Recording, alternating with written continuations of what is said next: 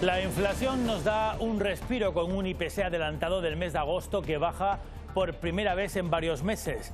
Son unas pocas décimas, 4 menos que julio, pero los precios crecieron con todo un 10,4%. Lo que sigue por las nubes es la luz, la alimentación y la restauración.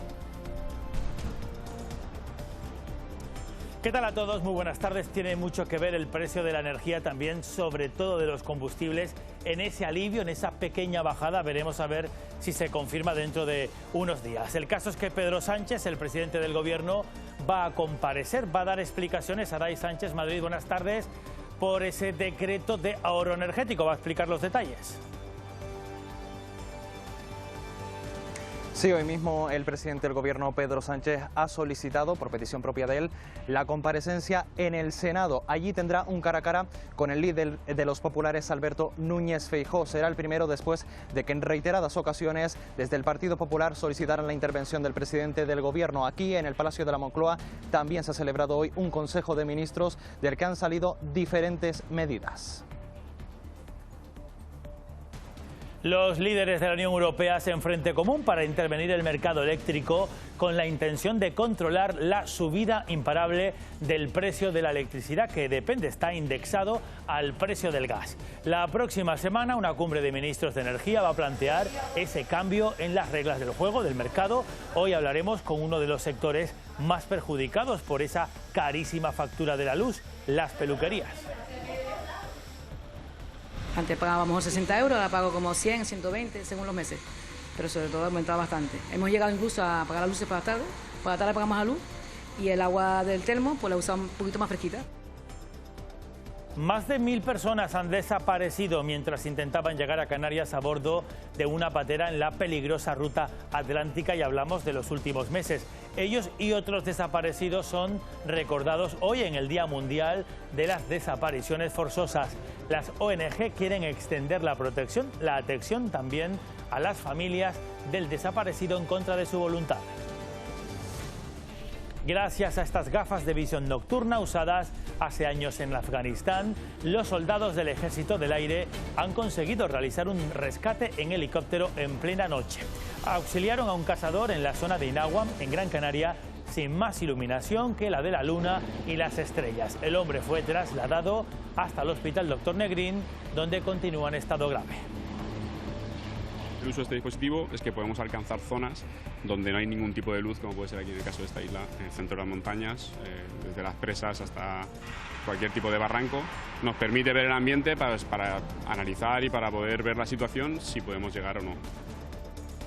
Son originales de Canarias, pero las encontramos en lugares tan emblemáticos como Hollywood Boulevard o la Costa Azul francesa. Se trata de la palmera canaria. Durante décadas se puso de moda su exportación. En Canarias no vive su mejor momento. La falta de lluvias está afectando a su conservación. Lluvias y calor. Hay avisos, por cierto, por altas temperaturas en algunos municipios de Gran Canaria. Cuidado ahí con el calor. Mañana el tiempo se va a revolver mucho, con un poco incluso de lluvia, pero todo eso para más calor. Shaila Falcón, buenas tardes. Sí, este miércoles tendremos un poco de todo. Calima, sobre todo medianías y zonas altas, nubosidad media y alta que podría dejar precipitaciones en las islas de mayor relieve, en principio débiles, pero no se descarta que sean en forma de chubascos, de gotas de sur, además acompañadas de posibles tormentas. Y por si fuera poco, todo viene acompañado de calor. Luego les ampliamos la información en el espacio del tiempo.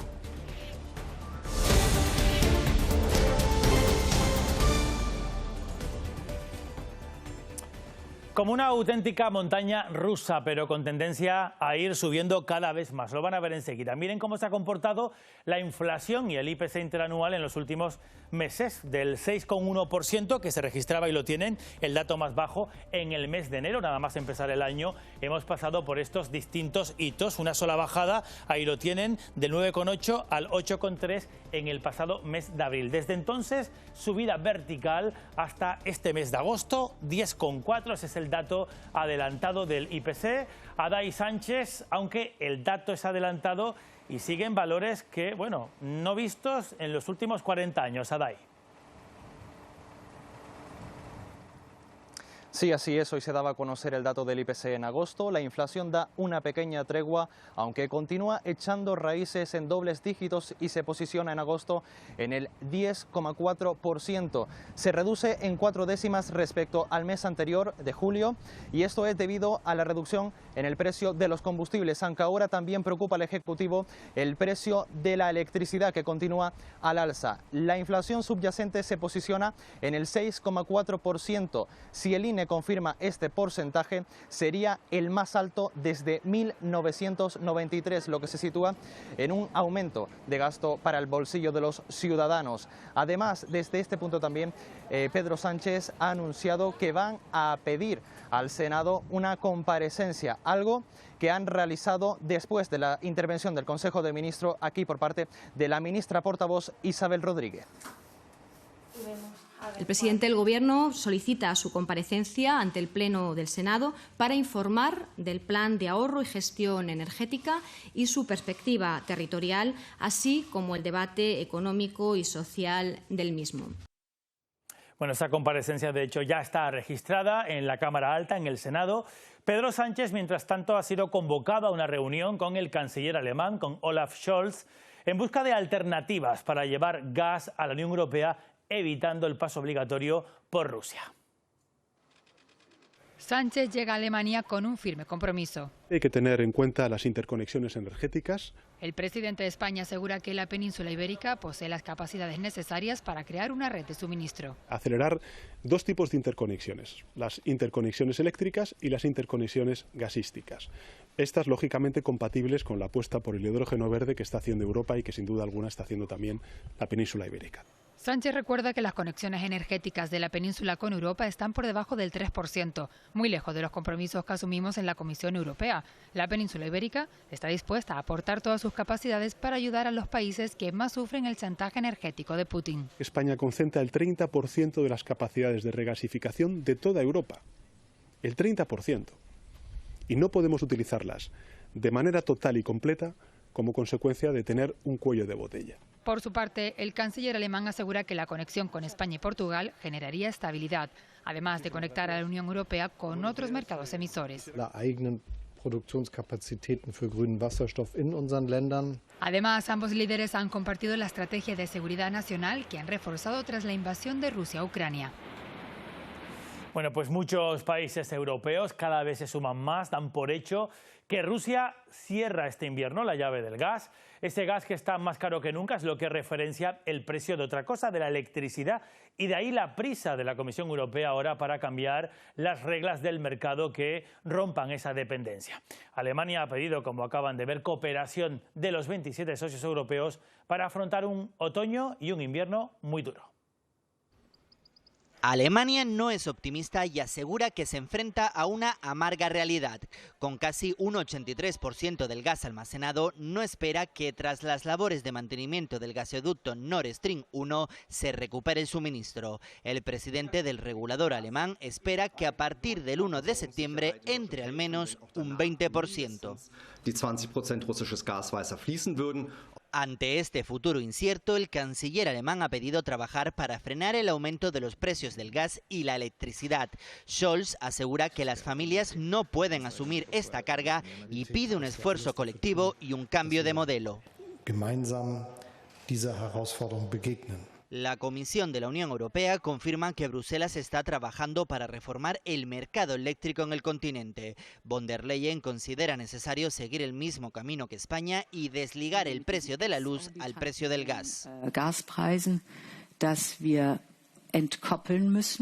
La presidenta de la Comisión tampoco es optimista y cree que Putin cerrará el grifo y no suministrará gas a Europa. Y tras advertir a los franceses que se avecinan meses complicados y de muchos sacrificios, Macron no ve viable la construcción del gasoducto MidCat por su país. Considera la mejor opción para suministrar gas a Europa el gasoducto italiano. El presidente francés asegura que podrá transportar más volumen. Y en Ucrania estas imágenes de satélite muestran el impacto de los ataques en el entorno de la planta nuclear de Zaporizhia. en concreto en edificios que están cercanos a los reactores, mientras una delegación del Organismo Internacional para la Energía Atómica sigue de camino a la central. Tanto Moscú como Kiev aseguran que los niveles de radiación son normales, pero la Unión Europea ha entregado a Ucrania más de 5 millones de pastillas de yoduro de potasio para proteger a la población civil ante un hipotético accidente nuclear. Algunos expertos abogan por la intervención del mercado energético para frenar esta escalada de precios. Es el caso de Jorge Morales, experto en energía. Tiene muy claro que sin el mecanismo de la excepción ibérica, que está ahora mismo vigente, estaríamos pagando los desorbitados precios que se pagan por la luz en el resto de Europa. Con el precio de la electricidad marcando un nuevo máximo histórico. Estamos ante una situación jamás vista, no tenemos experiencia en estos niveles de precios, jamás hemos visto el gas a 300 euros el megavatio hora. Jorge Morales, ingeniero industrial especialista en energía. Estamos hablando ya de que más de la mitad de la población no puede hacer frente a las facturas de gas y a las facturas de la luz a estos precios. Defiende que Europa intervenga el mercado eléctrico para frenar la escalada de precios. Hacerse cargo de todas las reservas de gas que tenemos y distribuirlas según criterios homogéneos que estén pactados por los Estados miembros, ¿no? Es una situación, ya digo, nunca vista. Morales sostiene que la aplicación de la excepción ibérica ha servido para contener los precios. Si en España no hubiera excepción ibérica, estaríamos hablando que una familia media, ahora mismo, en España, a esos niveles, tendría que pagar del orden de 4.000 euros al año en su factura de luz. Porque estamos viviendo, señala este experto en energía, la mayor crisis energética de todos los tiempos. Gestos que se repiten constantemente a lo largo del día y que no permiten a las peluquerías reducir costes en su factura de la luz. Hasta un 80% es lo que ha visto este salón de belleza incrementado el precio de su factura. Antes pagábamos 60 euros, ahora pago como 100, 120 según los meses, pero sobre todo ha aumentado bastante. Hemos llegado incluso a pagar las luces para la tarde pagamos a luz y el agua del termo pues la usamos un poquito más fresquita. Pero a pesar de las medidas, hay gastos que no se pueden reducir. Un secador tú no puedes dejar de peinarla. Si peinan, tienes que peinar igual, no. Secadores, planchas, el termo, todo eso no se puede reducir. El sector no ha recuperado las cifras prepandemia y el precio de la energía está mermando su tejido productivo. Más de un 77% de los pequeños autónomos están cobrando menos que sus propios empleados, ¿no? Con lo cual es muy difícil mantener esta situación. Los costes de la energía han subido de media nacional en torno a un 27%, algo que está haciendo que los salones no puedan de alguna manera incrementar ese gasto en sus clientes, en el cliente final, y que pues se vean abocados a tomar decisiones de cierre. El incremento del precio de los servicios es una opción que no todos están dispuestos a adoptar. Si subimos el precio, ¿cómo tenemos más clientes? Así no se puede. Una situación difícil de sostener para un sector indispensable en el cuidado personal. En plena ola de subida de otra cosa, de los tipos de interés y con el augurio de una posible recesión económica, la venta de inmuebles se ha disparado casi un 19%, un 18,8% respecto al año pasado. Canarias, de hecho, lidera ese ranking de ventas a nivel nacional. 2.552 viviendas se han vendido en el archipiélago en el mes de junio. En un año, las operaciones de compra-venta en Canarias se han incrementado en un 42,5%, la mayor subida en todo el territorio nacional. Los bancos han ido alertando a sus clientes de que los tipos de interés van a subir. Todo esto lo que ha ocurrido es que al final el comprador, que ya tenía claro que iba a comprar una vivienda, ha salido a la calle a comprar esa vivienda. Con la inflación en 2 dígitos, el Euríbor al alza y el anuncio del Banco Central Europeo de una nueva subida de tipos de interés, el sector inmobiliario no espera un descenso en el número de ventas. Hay más compradores que viviendas en el mercado y sobre todo en Canarias. ¿Por qué? Porque no hay construcción, no hay tanta obra nueva. Los expertos no esperan que los precios de las viviendas bajen pese a que todos los indicadores avecinan recesión económica en la zona euro. Aunque este mes de agosto bajaron al menos ligeramente los precios del combustible, estos siguen siendo todavía muy altos y eso tiene un impacto directo en la pesca. Cofradías y entidades del mar ya pueden acogerse desde ya a un sistema de ayudas. Alba Cano. El sector pesquero recibirá una inyección de 900.000 euros en beneficio de las cofradías de pescadores, una subvención del gobierno canario que eleva su presupuesto con 205.000 euros más con respecto al año pasado. Las cantidades serán destinadas a cubrir los gastos corrientes, tales como el suministro eléctrico, telefonía, contratación de seguros o combustibles, uno de los gastos que se ha visto incrementado en el último año con la subida del precio de los carburantes. En total serán 28 las entidades beneficiarias que suponen el 100% de las solicitudes y que tienen representación en las 8 Islas Canarias. Y era necesario pues llegar a esas 900.000 euros, que al fin y al cabo es un poco lo que completa casi todas sus necesidades en este momento, ¿no? Además, en estos tiempos tan difíciles, pues era fundamental pues este incremento. Nosotros estamos contentos porque se ha aumentado un poquito más y estamos contentos sinceramente, pero ahora mismo el combustible en materia de pesca, bueno, en materia de pesca, en materia de todo, es insostenible. Los compañeros no salimos a pescar porque no nos compensa, perdemos dinero. El Consejo de Ministros aprobaba hoy la nueva ley del aborto y también ha ratificado, Haday, vamos a volver hasta Madrid, Haday Sánchez, el acuerdo para el traspaso de costas de las competencias entre Estado y Canarias.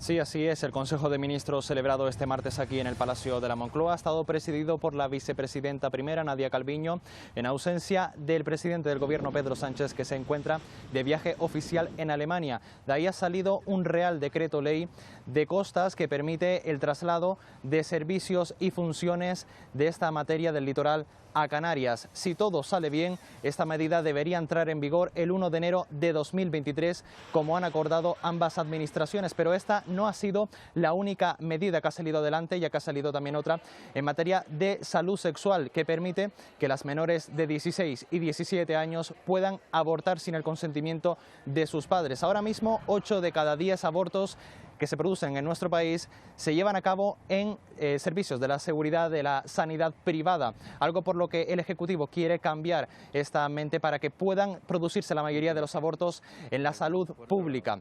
Una importante medida destacada por parte del lado de Podemos, del Ejecutivo, y que se encuentra ya negociando también con los diferentes grupos parlamentarios, ya que ahora debe ser ratificada por el Congreso de los Diputados y además pasar también por el Senado. Otra de las cuestiones que integra esta medida es que se puede pedir la baja por reglas importantes, por reglas dolorosas, y que la Seguridad Social va a hacerse cargo desde el primer momento. El presidente del Gobierno, Pedro Sánchez, también ha manifestado hoy que van a tener una importante apuesta por parte de esta medida. La ministra de Igualdad, Irene Montero, ha anunciado que se muestra satisfecha en que haya salido adelante esta medida de este Congreso, de este Consejo de Ministros, y que por fin las mujeres vayan a tener una vida mejor. Queremos, con esta ley, garantizar el acceso efectivo a la interrupción voluntaria del embarazo, con la red pública como red de referencia para la práctica de esas interrupciones voluntarias del embarazo. Queremos más educación sexual, más salud menstrual, más anticonceptivos, más derechos sexuales y más derechos reproductivos para que todas las mujeres puedan vivir mejor.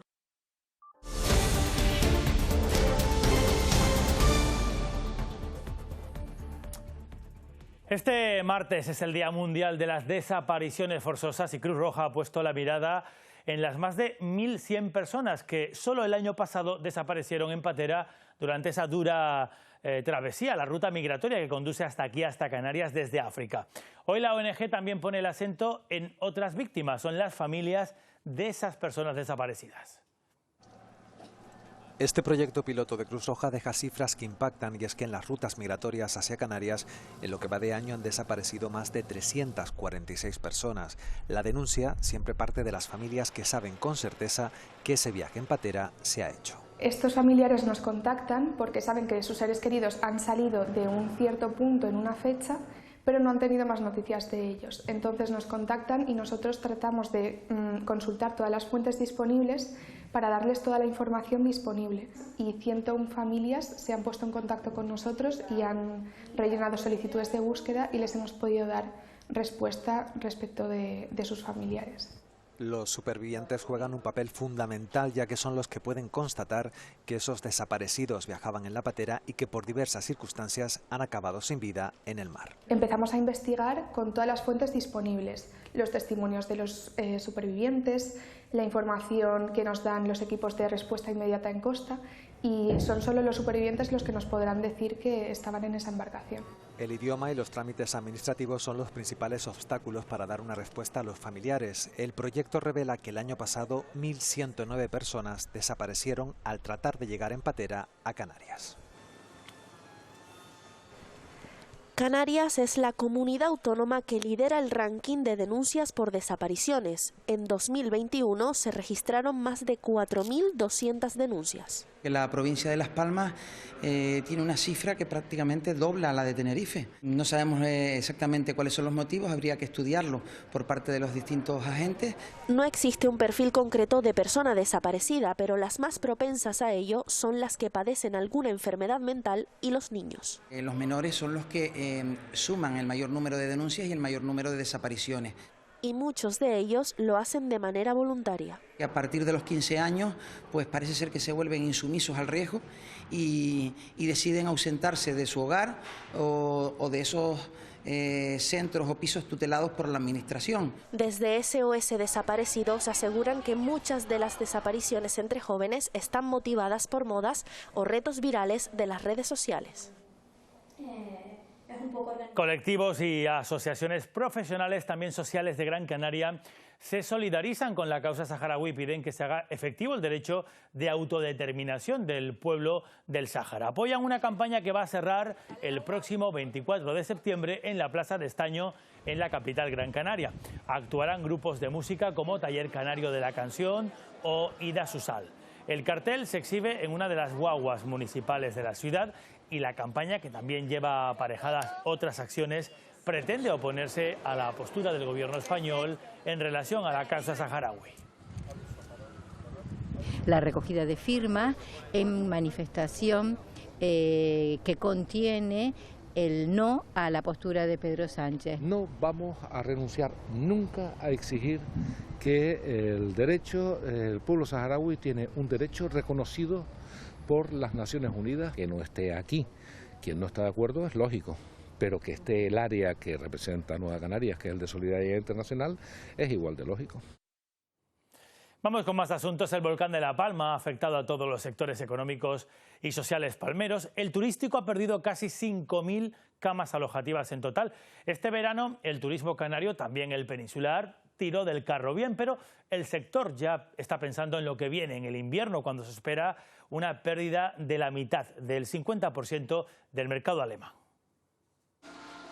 La Palma, que antes de la erupción contaba con 17.000 camas alojativas, ahora tiene unas 5.000 fuera de servicio en el Valle de Aridane. Y aunque la mayoría de establecimientos operativos registra un verano bueno, la actividad turística se encuentra en situación de extrema vulnerabilidad. Durante todo el proceso de la erupción volcánica, el otro lado de la isla, como nosotros lo conocemos, ha servido de palanca para contener de alguna forma esa pérdida. Pero la realidad es que tras 11 meses no vemos ningún tipo de luz y es una medida que no se puede sostener a lo largo del tiempo. Si hablamos en clave de reconstrucción, es imposible reconstruir absolutamente nada cuando el sector lo único que hace es sobrevivir. La preocupación se centra ahora en la temporada de invierno. Una situación que venimos reclamando, gritando a voces durante meses y que ahora mismo se agudiza ante la no respuesta del Ministerio, en este caso de Turismo, al que apelamos su compromiso para con la isla y su compromiso en la presentación del proyecto del Plan Renace, que contemplaba no solo ayudas directas a la planta alojativa de la zona del Valle Aridane, sino además la continuidad de esa sección de tasas aeroportuarias para todas las compañías aéreas. A pocas semanas de cumplirse un año de la erupción del volcán de La Palma, la isla centra todos sus esfuerzos en la pronta recuperación. El turismo de cruceros todavía no se ha recuperado del todo después de la pandemia. En lo que llevamos de año, Canarias ha recibido algo más de 760.000 cruceristas, un 48% menos que con respecto a fechas antes del inicio de la pandemia. La caída de cruceros fue mayor en la provincia de Las Palmas que en la de Santa Cruz de Tenerife. Los muelles de Lanzarote, Fuerteventura y Gran Canaria recibieron 450.000 pasajeros, muy lejos de los 870.000 de 2019. En el caso de Fuerteventura, por ejemplo, se ha perdido un 41% de cruceristas en la última temporada, aunque los puertos de las islas presentan mejores datos que en 2021 y se prevé que en la próxima temporada 2022-2023 haya nuevas compañías y se mejoren los datos. Claro, básicamente por las restricciones sanitarias en cuanto a la COVID-19, pero lo cierto es que el pronóstico, la previsión que hacen en relación a las ventas que está generando el negocio de los paquetes turísticos en cruceros es bastante positiva, bastante satisfactoria. Pues estos días, ojo con el calor en Gran Canaria. Sanidad ha activado varios avisos de riesgo para la salud por previsión de un calor intenso en 6 municipios de Gran Canaria. Mogán y Santa Lucía de Tirajana van a estar en aviso naranja entre mañana y el viernes. El aviso amarillo estará activo en Agüimes, Ingenio y San Bartolomé de Tirajana hasta el jueves y en la aldea de San Nicolás durante este miércoles. La Dirección General de Salud Pública pide que se sigan las recomendaciones habituales: beber abundante agua y, sobre todo, no exponerse al sol en las horas centrales del día y de la tarde.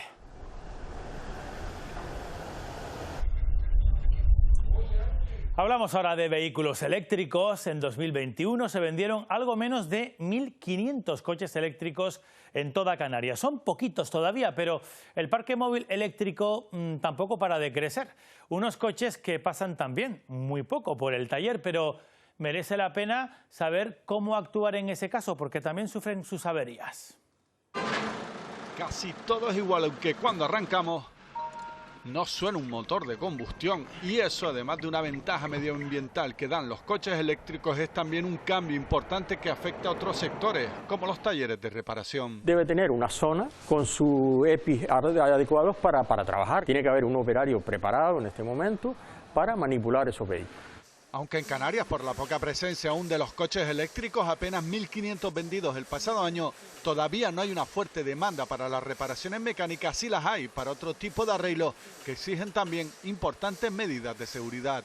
Cuidado cuando entre el vehículo, que se informen primero y lo que deben hacer, y sobre todo cuando van a hacer trabajos de chapa o de pintura o que tengan que hacer un desarme, que se informen cómo tienen que desconectar el vehículo, cómo tienen que dejar el vehículo sin corriente. Eso sí, los talleres canarios aún no ven el coche eléctrico como un negocio, y no solo porque haya pocas unidades. Porque no hay mercado, y otra porque el mantenimiento del coche eléctrico es nulo. Aún así, cuando toque repararlo, cualquier taller por normativa europea debe tener la misma información técnica del vehículo eléctrico que un concesionario oficial. A partir de mañana y durante 3 días, Maspalomas, sur de Gran Canaria, va a acoger el Congreso Euromicro 2022. Una organización internacional de carácter científico dedicada al avance de las ciencias a través de la microelectrónica. Este año se presentan más de 190 trabajos y 5 ponencias. Esperan una afluencia de más de 220 participantes que van a llegar de hasta 33 países. Que reúne, yo creo que a lo mejorcito, en conceptos de microelectrónica y de computación. Gran Canaria, va a ser el centro del mundo a la hora de hablar de todo el desarrollo de la microelectrónica, justo cuando en Europa se está debatiendo sobre esa soberanía tecnológica. Continúa la preocupación por la denuncia de una joven, es de Tenerife, que asegura haber sido víctima de un supuesto pinchazo este fin de semana en La Guancha. Supondría al menos la segunda que sepamos denuncia de estas características en el último mes aquí en el archipiélago. El alcalde del municipio, de este municipio del norte de Tenerife, ha condenado el suceso. La denuncia de una joven que asegura haber sido víctima de un pinchazo en La Guancha podría ser la segunda, junto a la de otra mujer interpuesta en Lanzarote en el último mes. Desde el ayuntamiento de este municipio del norte de Tenerife lo viven con preocupación. Condenamos este tipo de acciones, además que nos parece tan peligroso y además con mucho miedo el haberlo vivido tan cerca y estando allí sin poder hacer nada, que bueno, espero que la justicia actúe en todo el peso. Según el relato de la víctima, se empezó a sentir mareada después de un empujón de un hombre y presenta señales compatibles con un pinchazo. Preocupa como agresión sexual que es, y digamos que es un nuevo modus operandi para un mismo tipo de delito o de agresión. Está el agravante de por sumisión química, que bueno, que se empezará empezaremos a hablar más de ella por estos casos que están saliendo a la luz y esta nueva manera de operar y de acercarse a la víctima para agredirla. La policía sigue investigando esta supuesta agresión, una nueva forma de violencia machista vinculada a los momentos de ocio. El expresidente del Cabildo de Lanzarote, Pedro Sanginés, ha declarado hoy en el juzgado de Arrecife por la causa que investiga el presunto pago de más de 1 millón de euros al abogado Ignacio Calatayud. Eso durante la tramitación del concurso de acreedores de la empresa de aguas de Lanzarote, Inalsa. Sanginés, que solo ha respondido a las preguntas de su abogado, defiende su inocencia. Con la tranquilidad de quien se sabe inocente de todas las acusaciones que la presidenta del Cabildo ha vertido sobre mi persona. Daré las explicaciones tanto sobre la contratación del letrado Ignacio Calatayud.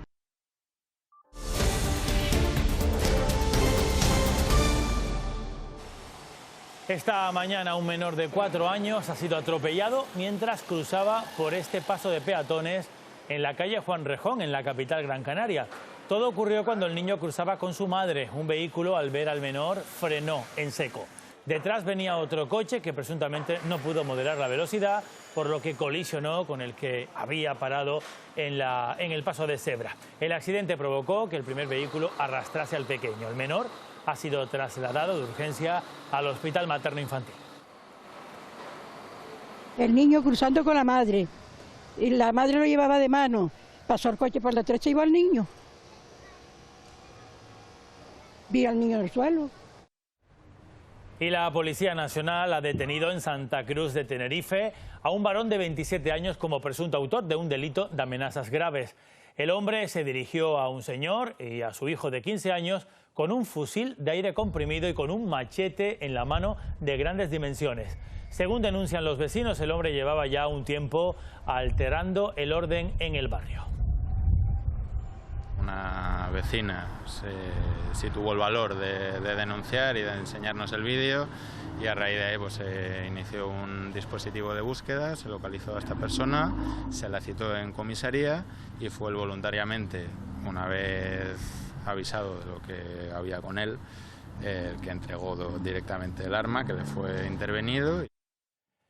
Hoy se han reunido el primer adjunto del diputado del Común y el presidente de la Asociación Pequeño Valiente para abordar el tema de la ampliación de la torre del Hospital Materno Infantil. Los trabajadores del complejo recuerdan que el Servicio Canario de Salud se comprometió a adjudicar las obras de construcción a principios de este año. La duración estimada del proyecto, 36 meses, por lo que se esperaba su apertura para 2025. Ahora, un error en el pliego vuelve a estirar todavía más los plazos y se sigue demorando la solución a los problemas del complejo sanitario. Este es el gesto, manos en alto en forma de torre y, como no, una sonrisa de esperanza. La Asociación de Niños con Cáncer, Pequeño Valiente, ha lanzado esta campaña en redes para exigir la ampliación de la torre del Hospital Materno Infantil. Reclaman un espacio renovado no solo para los niños con cáncer y sus familias, también para los menores hospitalizados con otras patologías. La nueva torre es una torre que nos da más espacio, más metros, mejores instalaciones. Nos ponen en el siglo XXI a nivel de una unidad nueva, perfecta, aislado, con zonas específicas para adolescentes. En diciembre del año pasado, la Consejería de Sanidad sacó a licitación por 43 millones de euros las obras de la futura torre. 8 meses después, todo sigue en el aire. Nosotros estamos como familias, estamos indignados por esta situación porque llevamos esperando por esta torre desde el 2016. Es una torre que además se prometió. Desde el Partido Popular denuncian precisamente el mal estado de estas instalaciones del materno infantil. Dicen que están obsoletas y que la Administración Pública ha cancelado el proyecto de licitación de la obra que tenía previsto, sin explicar qué es lo que va a ocurrir en el inmueble. Sanidad confirmaba hace días que esperan tener una nueva licitación prevista para diciembre. No se puede permitir 5 años después que esta Consejería de Sanidad pues no haya hecho los deberes de la forma más correcta. Por eso desde el Partido Popular hemos iniciado desde hace ya muchos años en esta legislatura, en el Parlamento de Canarias, esas acciones para dar a conocer la realidad de la necesidad de la construcción de la torre del materno infantil.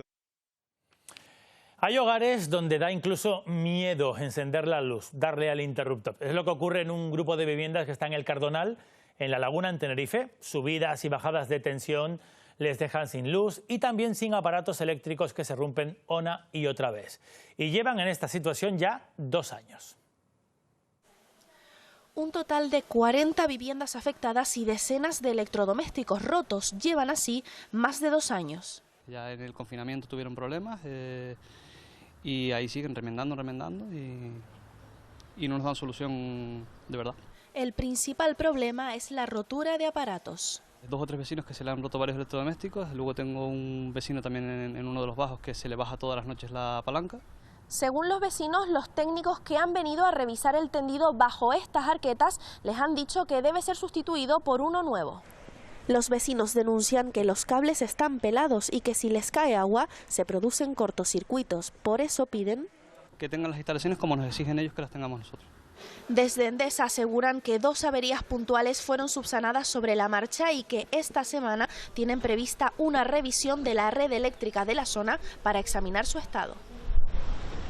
El cambio climático tiene mucho que ver, pero también la sobreexplotación de los acuíferos y las plagas ponen en peligro los palmerales de Canarias. Sin embargo, esta especie autóctona no solamente tiene un gran valor que lo tiene ecológico, también ornamental y fuera de Canarias. Vamos a conocer ahora la curiosa historia del comercio de semillas de palmera canaria que se inició hace tiempo, hace 2 siglos. Imposible no conocer esta icónica imagen de Hollywood o esta otra de la Costa Azul. Y aunque las habremos visto decenas de veces, poco se repara en la presencia de la palmera canaria. La historia comienza cuando comerciantes belgas se enamoraron de su majestuosidad en el siglo XIX y las exportaron a la Costa Azul, donde veraneaban las grandes fortunas del momento. Algunas de esas élites, entre las que se encontraba, por ejemplo, la reina Victoria de Inglaterra, que solía ir mucho al sur de Francia para pasar allí los inviernos, pues vieron lo maravilloso que era una palmera y la plantaron en sus jardines. Empezaron a llegar turistas del otro lado del charco. Esta moda incluso llegó a Australia. Su comercio internacional y su consideración como objeto, sin embargo, trajo algo negativo. Por un lado, su limitación genética. También ha promovido la importación masiva de palmeras datileras en el ámbito de Canarias. Y bueno, está acarreando diversos problemas de hibridación de los palmerales naturales. Su gestión es muy difícil para recuperar la identidad genética de la palmera canaria. La concienciación es fundamental para la protección de esta planta que, más allá de su valor ecológico, es parte de nuestra identidad cultural. Gafas de visión nocturna, suena a videojuegos sobre todo, a películas, pero los soldados del Ejército del Aire ya las están empleando en sus rescates.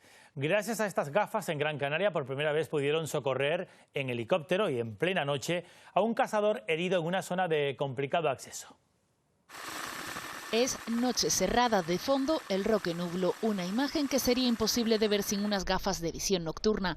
El uso de esta herramienta empleada en misiones en Afganistán ha pasado a ser una pieza clave en los rescates nocturnos. El dispositivo en sí lo que hace es coger la contaminación lumínica o la iluminación que queda en el ambiente y la multiplica. Podemos alcanzar zonas donde no hay ningún tipo de luz, como puede ser aquí en el caso de esta isla, en el centro de las montañas, desde las presas hasta cualquier tipo de barranco.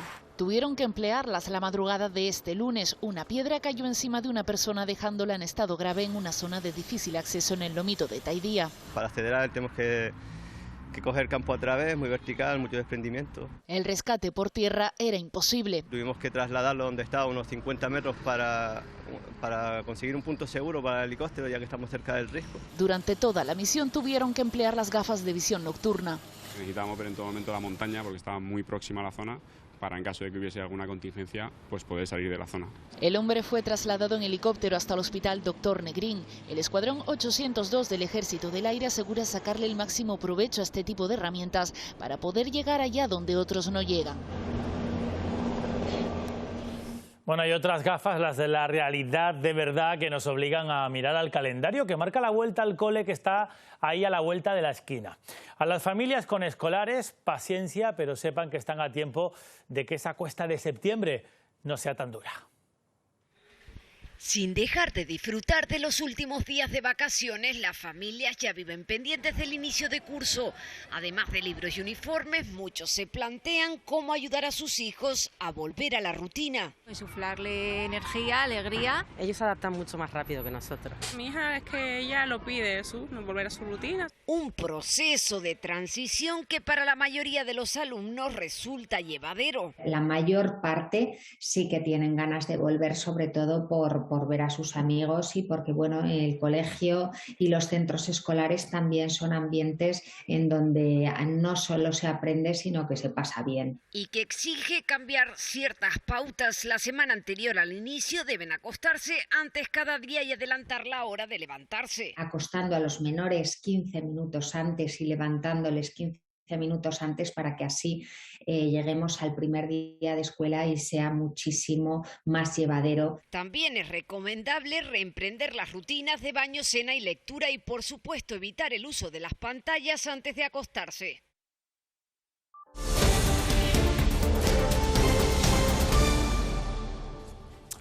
Falta una semana para celebrar el día grande de las fiestas del Pino, pero ya los fieles pueden visitar estos días a la imagen de la Virgen del Pino sin sus mantos habituales. Va a estar expuesta así hasta el próximo 2 de septiembre.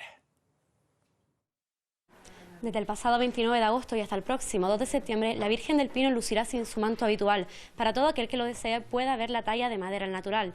La imagen se podrá ver desde el altar mayor de la Basílica del Pino, aquí en el municipio de Gran Canaria de Teror, y también desde el Museo de Arte Sacro, inaugurado el año pasado. Y el 4 de septiembre la imagen bajará desde su camarín vestida con el tradicional manto rojo. Los fieles que se acerquen los próximos días a la Basílica de Nuestra Señora del Pino en el municipio de Gran Canaria de Teror se encontrarán con una estampa diferente a la habitual.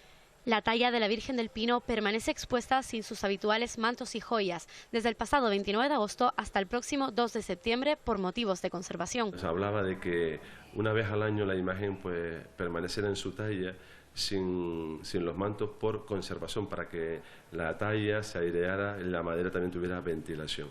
Una imagen distinta a la que acostumbramos a ver cuando visitamos la basílica, pero que ya se ha convertido en una costumbre más de estas fiestas. Se ha ido más o menos sensibilizando al pueblo canario, pero todavía produce extrañeza. Y los que visitan esta talla de madera del siglo XVI aprovechan también para conocer el Museo de Arte Sacro, abierto al público desde hace un año. Aquí tenemos 10 salas donde se va exponiendo todo ese patrimonio afectivo, espiritual y material que a lo largo de los años el pueblo de Dios ha regalado a la Virgen. El próximo 4 de septiembre la Virgen volverá a vestirse con el tradicional manto rojo para el acto de la bajada desde su camarín. La República del Perú será el país invitado a las jornadas colombinas de este año, que arrancan este viernes en La Gomera. Y hoy hemos conocido algunos detalles de un programa de actividades que conmemora los 530 años de la partida de Cristóbal Colón hacia América.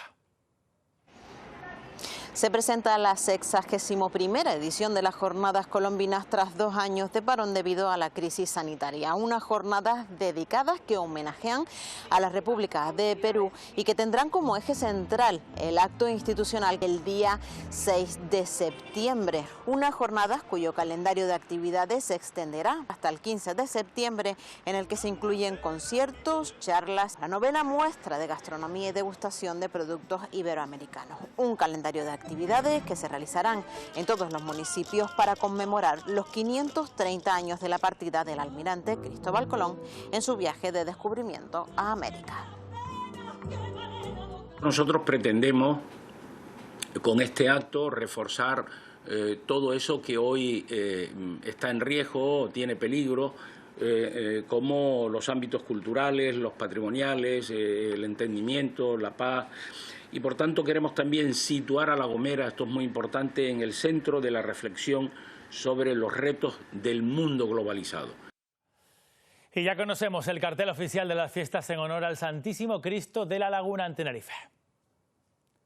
Recuperamos la ilusión, el amor por nuestras fiestas del Cristo y recuperamos las calles, que es lo más importante, después de 2 años de especial trabajo que hemos realizado para que no se olviden que esta fiesta es la más importante del municipio.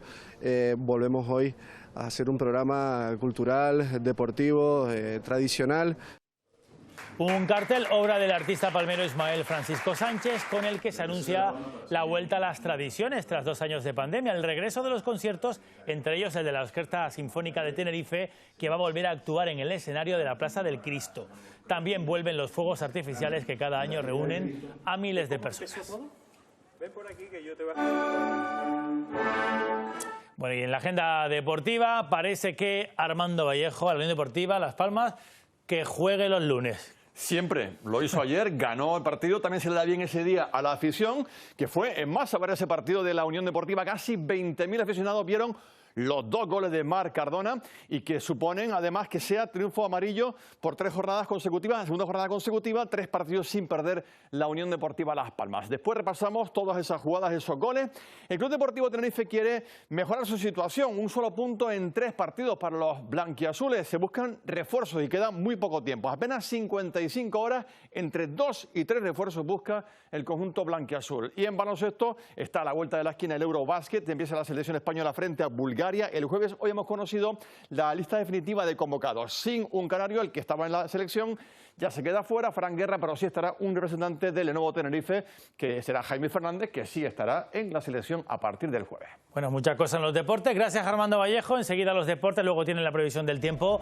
Nosotros volvemos mañana. La próxima cita en informativos 20:30 en el Noticias 2. Tengan buena tarde. Adiós.